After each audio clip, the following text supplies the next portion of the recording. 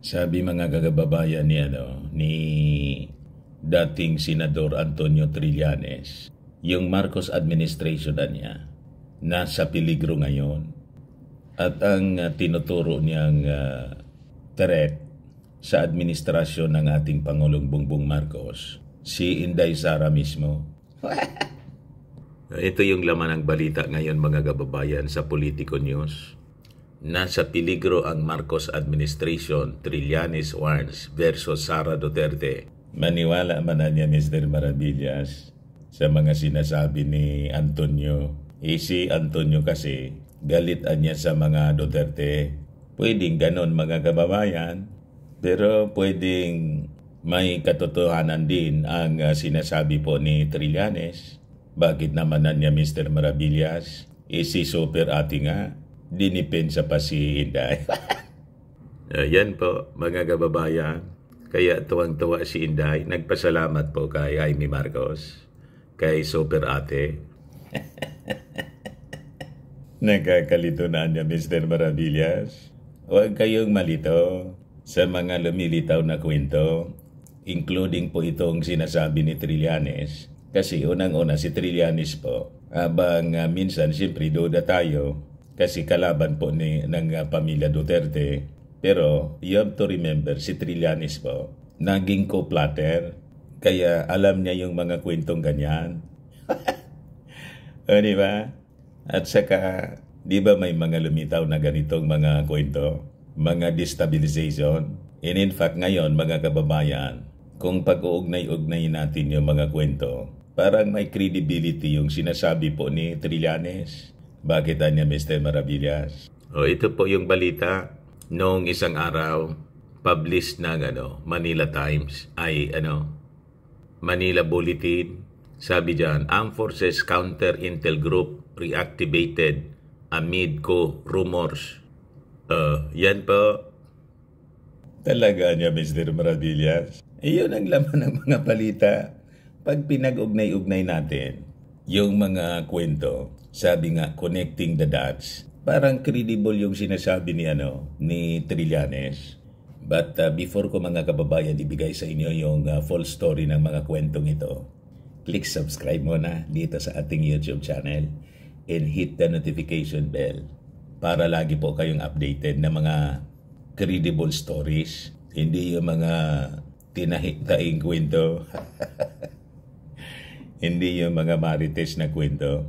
Yung mga Marcos loyalist po na hindi pa nakasubscribe sa atin, subscribe na po kayo sa ating mga channels para malabanan natin yung fake news ng mga dilawang DDS. Huwag na rin po ninyo mga kababayan na skip yung mga commercial ads natin para tuloy-tuloy lang ang pagunlad ng bagong Pilipinas. Sa mga naghanap ng malinis and spacious fitness gym, punta lang po kayo sa aming Colossal Fitness Gym. We also offer Grab Car Rental with our brand new 2023 model ng Toyota Innova. We also accept booking for those who are planning to travel via PAL, Cebu Pacific and other airline companies, local and international, and bills payment for Meralco Bills, PLDT, etc. Sa mga magta-travel po kahit saang bansa, lalo na yung mga pauwi dito po sa atin sa Pilipinas na mga OFWs, pwede na kayo magpa-online booking sa aming office sa Colossal Fitness Gym para makamura po kayo. Pati sa mga hotels, may bayad center din po kami at saka may Paymaya. Ang Colossal Fitness Gym is located at 3rd floor Security Bank Building, Lanco Business Park, Legazpi City, Albay. For inquiries, look for Jilon Maravillas. Contact number 0966-802-0949. Ito yung Innova namin po. Lagi nang matao po sa gym. Ito yung nakasetup na po yung mga bagong gamit namin. Isang truck po siya na dumating. May treadmill na rin po kami. Ayos pa. Ayos na niya Mr. Maravillas. So balikan natin yung ating kwento. Yung sinabi ni Trillanes po. Baka to make over na si Inday. Post your comments po, mga kababayan, kung naniniwala kayo dito sa theory ni Trillanes. Nasa peligro na daw ang administrasyon ng ating Pangulong Bongbong. at si Inday Sara, mga kababayan, ang malamang to make over na bagong Pangulo. What? Payag po kayo sa ganitong senaryo, mga Marcos loyalists? Sasabi rito, the Marcos administration is reportedly in a precarious state as long as Vice President Sara Duterte remains in office. Sabi po ni Trillanes. Trillanes warned that Duterte and her allies will not rest until she becomes president. He said the 2025 midterm polls are critical to President Ferdinand Marcos Jr.'s political survival. Kaya niyan siguro, Mr. Maravillas, nagre-ready yung armed forces natin. Malamang, kaya pinalakas yung intelligence. So sabi po ng dating senador, itong mga darating na buwan ay critical para sa survival ng Marcos administration. Pag umabot ng 2025 at nakuha ng mga Duterte ang mayorya sa Senado, magiging lame duck na sila. Marcoses at alanganin na sila dyan. Kaya niya siguro, Mr. Maravilla, si Congressman Sandro Marcos noong isang linggo nagsabi na busy sila ngayon sa pagkukumpleto ng magiging lineup sa 2025 senatorial and local elections. Malamang ganun nga po. Kaya importante yung mga kakampi ng ating Pangulong Bongbong Marcos, yung nasa lineup sa pagkasenador, mga kababayan. Although hindi pa man po pinalalabas kung sino-sino ito, yun ang ating iboboto po. Tama? Pag nangyari daw, sabi ni Trillanes, ilang hakbang na lang pwede na siyang i-impeach anytime at uupo yung anak, referring to Inday, as if Marcos will complete his term until 2028. Sabi ni Trillanes, nasa peligro ang Marcos administration habang ang Vice President niya ay si Sara Duterte. While Marcos and Duterte have denied cracks in the alliance and their alliance, known as Unity, their allies have been at odds with each other for months over supposed destabilization efforts. Trillanes claimed to have received information that Duterte's allies unsuccessfully tried to have Marcos impeached or convince uniformed personnel to withdraw support for the Commander-in-Chief. Kaya siguro anya, Mr. Maravillas, biglang nagpa-press con si Digong. 2 weeks ago, nag-ugas kamay. Para hindi makalata yung mga tao sa kanyang mga galawan. At sinabi na wala siyang kinalaman doon sa mga sinasabing destabilization. Di ba? Nag-deny. So sabi ni Trillanes, dalawang karian yan, Duterte at Marcos. Isa lang ang trono. Ang nakaupo sa trono ay si Marcos. Ang mga Duterte hindi sanay na wala sa poder, kaya talagang maghahangad na makabalik sa pwesto. Pero anya, Mr. Maravillas, tama din yung mga analysis niya, ni Antonio. May mga barkada siya kasi na nasa loob. Siyempre, dating Navy officer siya at dating co-plotter. Kaya alam niya kung ano yung mga possibilities kasi galing siya sa ganyang trabaho. Di ba? Nung panahon ni GMA. Pero anya, Mr. Maravilla, sa nakapagtataka, tiwalang-tiwala si Super Ate kay Inday. Ninipensa pa niya. Sabi ko nga sa inyo, mga kababayan, ang paniwala ko, si Amy Marcos is playing a Trojan horse. At may kasabihan po, yung mga magagaling sa Game of Thrones, yung paulit-ulit kong sinasabi, keep your friends close, but keep your enemies even closer. Malamang yun ang ginagawa ni Super Ate. Ito sabi ni Super Ate, kaya nagpasalamat si Inday. Tuwag-tawa si Inday. Sabi ni Super Ate, noong January 16, nung talagang binabakbakan ng todo si BP Sara at saka may threat of impeachment pa, sinabi ko, hindi pwede ang ganyan. Ganyan pati ang mga ICC kung ano-anong inuungkat. Bakit tayo nakikipag-away? Hindi naman sila nakikipag-away. Ang tapang-tapang nga ng mga Duterte pero hindi naman tayo tinatapangan. talagang mababait sa atin. Ano bang problema? Alam nga naman po na si Super Ate hindi aware sa mga ginagawa ng kanyang kaibigan na si Digong saka si Inday. Nagbubulag-bulagan lang ba siya? O she is just playing the Game of Thrones? Or playing a Trojan horse? Sabi ko nga, ang tagal-tagal na ng mga Marcos sa politika, napakarami na nilang experience, lalo na sa betrayal, pagtatraidor, nangyari sa kanilang ama. Alam nga namang hindi alam yun ni Super Ate.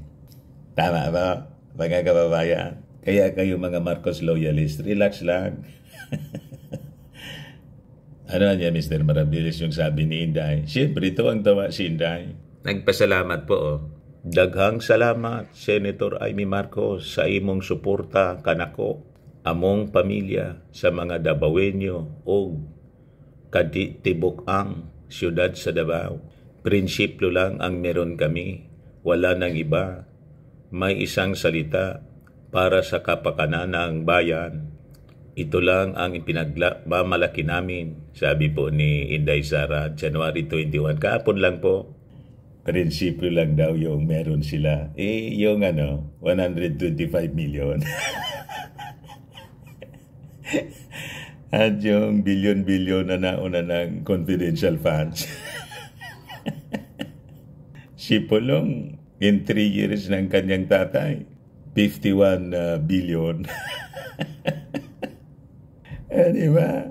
Kaya sabi ni Antonio Trillanes po, dapat na anyang ipa-audit. Ipa-auditan niya yung 51 billion na pinasabog ni Saldico. Chairman Committee na Appropriations. Matindihan niya, 51 billion. Holy Land niya yung Davao. Isang distrito lang niya. 51 billion yung inallocate. Di niya, Mr. Marabillas, yung sinasabi mong pagpapalakas sa intelligence. Ito po ang mga pangitain na parang totoo yung sinasabi ni Trillanes po. Armed Forces Counter-Intel Group reactivated amid rumors.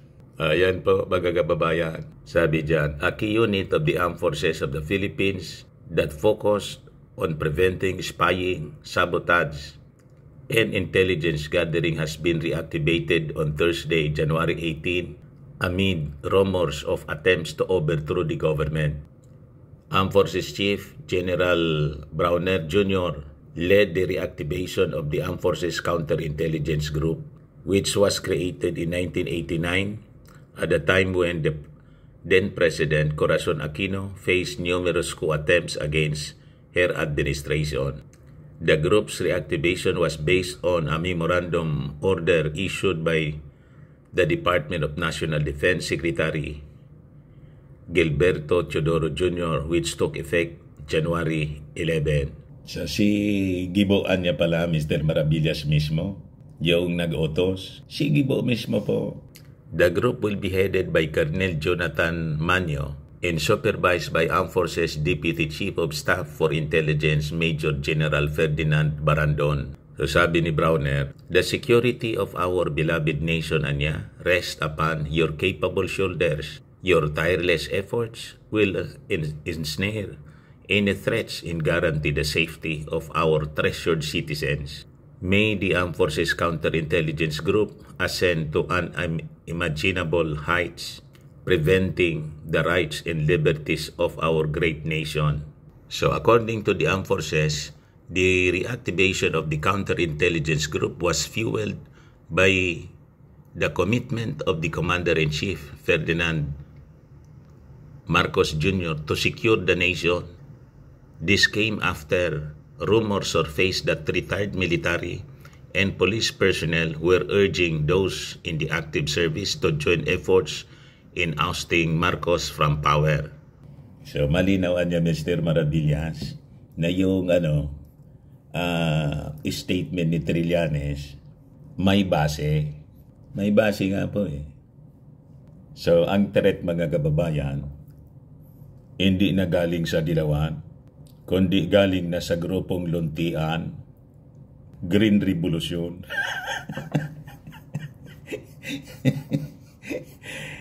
Berde. Hindi na dilaw, kundi green. Hindi ba? Ang green, ang tawag niyan mga kababayan sa Tagalog, luntian. So may grupo ng luntian po, hindi na dilawan. Yung dilawan po, nakipagkasundo na. Pumapalakpak na sa ating Pangulong Bongbong Marcos. Yung isang dilawan po, si Recto nga, dating senador at dating congressman Ralph Recto, di ba dilawan siya? Mga kababayan, barkada ni Panot. Ayun, finance secretary na. May pumalit na threat sa ating Pangulo, hindi na dilawan, luntian. May bagong terminology na naman, Mr. Maravillas, anya kayo. May bago na naman po tayong terminology na gagamitin sa politika, hindi na dilawan, luntian. Sabi ko, lintian na luntian. Ang lintian po sa Tagalog, lintik lang ang walang ganti.